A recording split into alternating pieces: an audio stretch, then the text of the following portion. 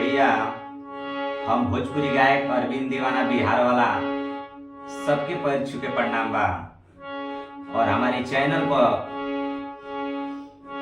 आप लोग जाई जा और ज्यादा से ज्यादा प्यार दुलार आशीर्वाद दी जा। हमने के हर एक रोज मेहनत करने जा, अच्छा से अच्छा कोशिश करने जा कि आप लोग के बीच में भेजल जा। तो अब छठ नियर आ गई बा, तो सोचते हैं वो छठ मैया के गाना आप लोग के बीच में भेजते हैं। अगर अच्छा लगे तो लाइक कमेंट सब्सक्राइब शेयर जरूर करें।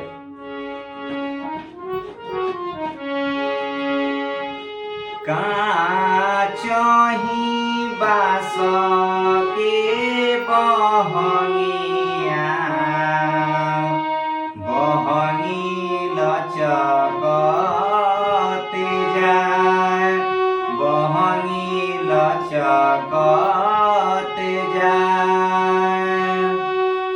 होई ना बलमुजी कहरिया, बहंगी घाटे पहुँचाए, बहंगी घाटे पहुँचाए। काचही बास के बहंगिया बहंगी लचकते जाए, बहंगी लचकते जाए। बाट जे पूछेली बटोहिया,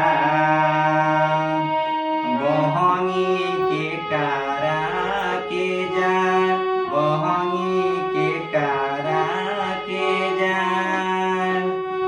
तू तो आन्हर होए रे बटोहिया, बहंगी छठी मैया के जाए, बहंगी छठी मैया के जाए। ओही रे जे बाड़ी छठी मैया, बहंगी उनका के जाए, बहंगी उनका के जाए। काचही बास के बहंगिया बहंगी लचकते जाए, बहंगी लचकते जाए। होई ना देवर जी कहरिया, बहंगी घाटे पहुँचाए, बहंगी घाटे